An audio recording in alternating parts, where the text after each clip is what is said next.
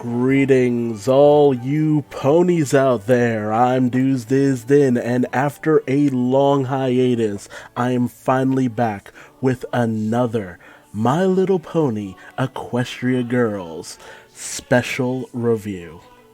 Now, this is the special Holidays Unwrapped, a series of short stories that were more or less meant to be one cohesive story, then were cut up into very separate special parts to be shown throughout the holidays, only for it to be cobbled back together into one whole special.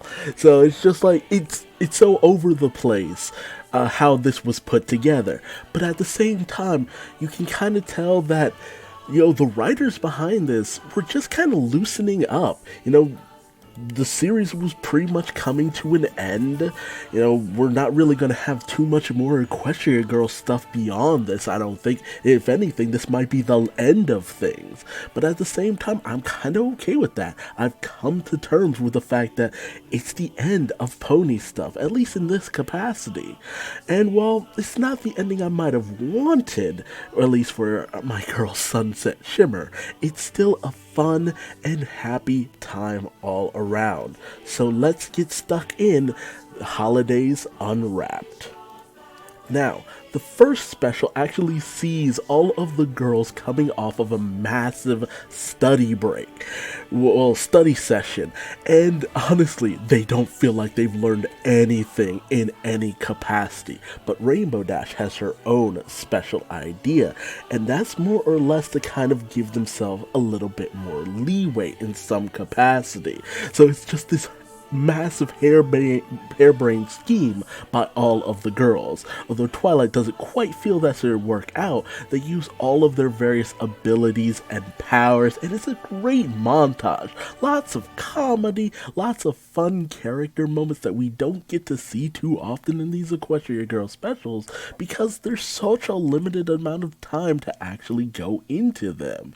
But they managed to create this massive winter landscape in order to convince Principal Celestia that, it's a snow day. No class can be done today, or else, the roads are unsafe and this, that, and the other.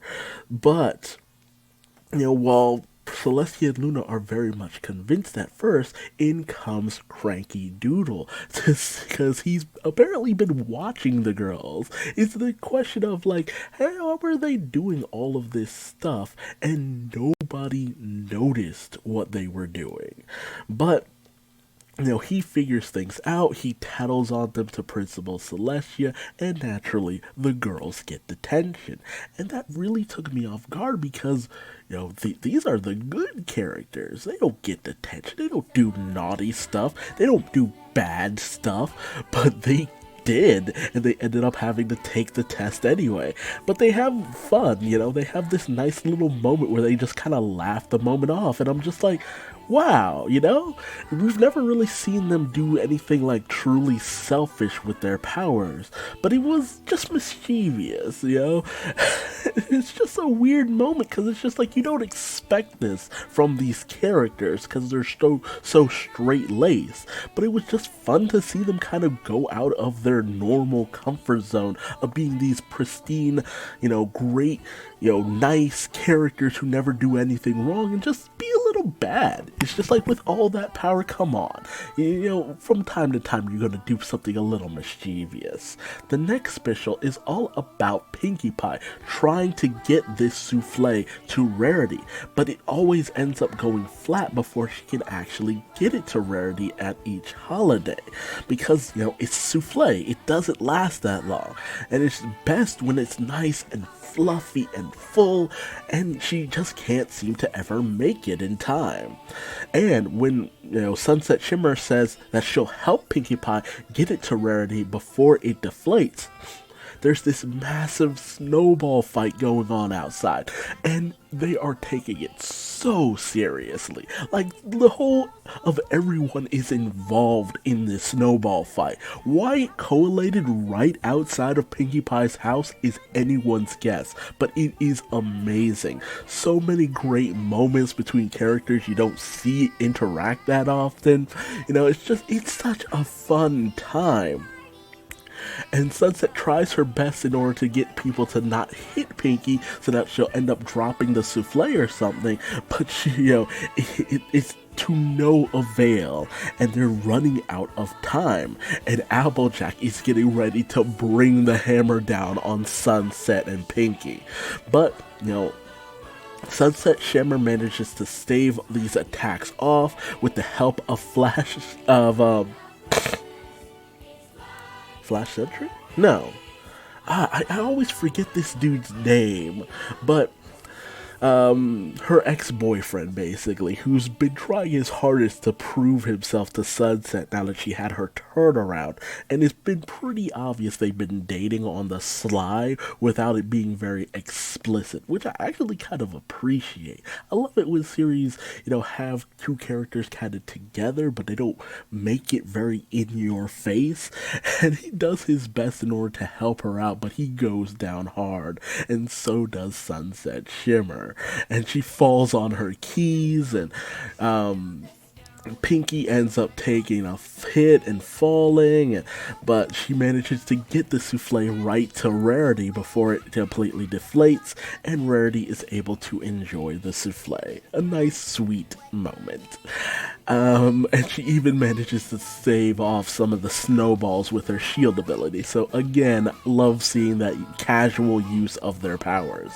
The next special is all about Applejack and Twilight setting up this kind of party going on in the barn, and Twilight is all too happy to help out because she's going to learn something new and all that. But they also want Twilight's help because every year the Flim Flam brothers come in and ruin their festivities and bamboozle them in some way, shape, or form. So Twilight comes up with this overly complex plan so that when the Flim Flam brothers do show up, they end up getting nothing but a jar of, I think it was pepper or something. But when they go to get their apple cider that they hid away, that they were trying to keep away from the Flim Flam brothers, only to find out that they somehow dug underneath the box and managed to swipe their cider. However, this was all a part of Twilight's plan, because they were going to be captured on the way outside, only for them to have not been captured whatsoever and have managed to make it away with the cider. However, this was part of Twilight's plan, as she managed to bamboozle their bamboozle by making it that the jar filled with pepper was actually the cider all along, which is such a convoluted and overly complex plan. Like, dude, I was barely following along with it, but at the same time, that's good, because if I had trouble following along, then definitely the Flim Flam brothers had trouble following along. It's just I like the fact that it was actually a very complex plan and very Twilight, and it's just nice to have a Twilight and Applejack moment. We don't get enough of that kind of stuff. Our next little special is all about the girls bringing toys to kids for the holidays. They don't outside say Christmas, even though they had a Christmas album that is playing off and on in the background. But they have this plan to give these toys to these kids, only for when they get to the storage shed where everything's locked in, they don't have the keys. And the keys are locked in the school, no less, which is closed. So they try their best to formulate all these very convoluted and overly complex plans in order to sneak into the building. But, Twilight's just like, no breaking and entering, none of that. And, as Pinkie Pinkie Pie comes up with a plan. It's weird and out there and just really silly, and Twilight shoots that down, and Applejack even gets to the point where she's just like, I'll just pick up the damn school and shake it till the key falls out. And Twilight's just like, no, that's a bad idea. And so when they're just like, Twilight, you're putting down all of our plans. What's your plan to deal with this? And she simply asks Principal Celestia to let them inside the school because they're good kids and they're usually not up to any misdeeds, and they're trying to do it for a good cause, and nobody would stop kids from doing that. Giving presents to little kids without them, it's just like, no adult would be able to get away with something like that. So they're able to give out all the presents. It's a nice little moment in the mall. It's just like, once again, them being these altruistic characters, and it's very nice. We then shift over to yet another special with everyone giving gifts and all that stuff, and these nice little moments, everyone's exchanging them, only for Rainbow Dash to have not gotten a present for her Secret Santa for the most part. They don't call it Secret Santa, but it's Secret Santa. So she goes racing through the mall to try to find something. Unfortunately, everything is packed because of everyone else doing last minute shopping. So it's just like she can't seem to find anything, only for her to run into Fluttershy's brother.